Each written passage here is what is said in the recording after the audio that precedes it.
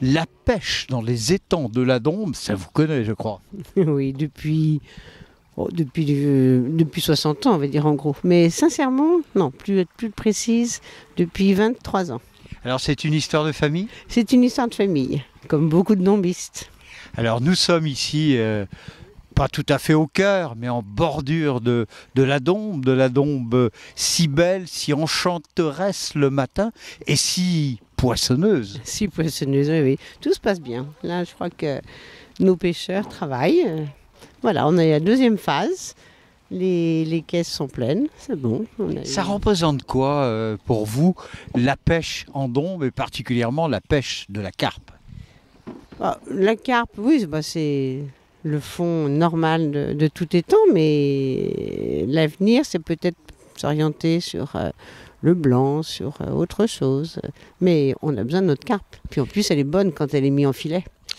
Alors, vous en parlez avec délectation, hein, je vous vois les yeux qui brillent et la papille qui papille.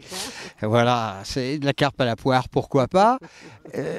Vous faites partie et vous êtes une des initiatrices d'une association pour la pêche du poisson en Dombe. Oui. Quelques mots sur cette association qui veut valoriser ou revaloriser cette pêche dombiste.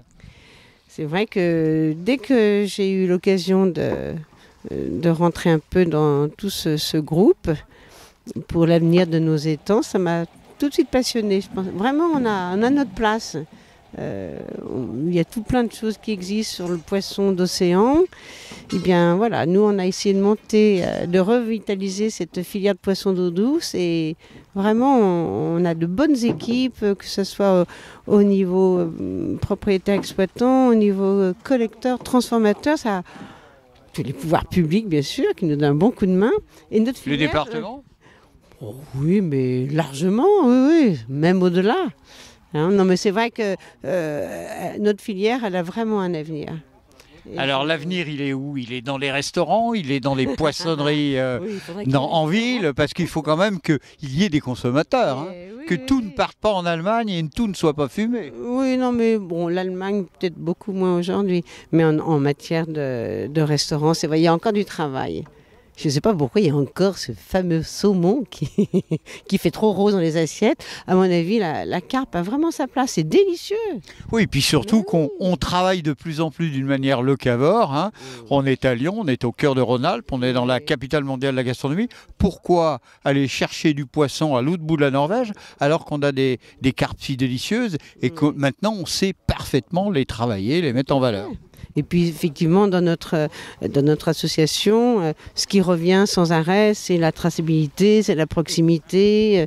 C'est vrai qu'il y a tout ce qu'il faut là pour manger facilement et avec toutes les saveurs possibles. Non, c'est vrai, il y a beaucoup de recettes faciles.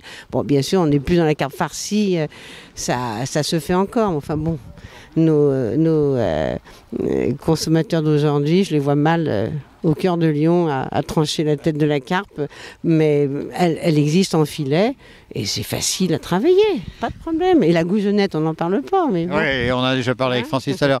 Sylvie Bernard, merci. Le mot de la fin, vous savez qu'à Lyon, je le répète souvent, fin s'écrit FIM. Vous avez envie de manger quoi là, cet instant précis? D'habitude, à ce heure-ci, on a notre casse-croûte d'étang, pâtés et compagnie, mais non, là, on va être raisonnable, il n'est que 10 heures, mais en tous les cas, moi je dis bon vent à notre belle Dombe. Hein, voilà. Merci, bonne journée et vive la carpe. Et ne soyons pas muets sur cette carpe. Parlons de la carpe. Tout à fait. Mais moi j'en parle beaucoup à Lyon. Merci.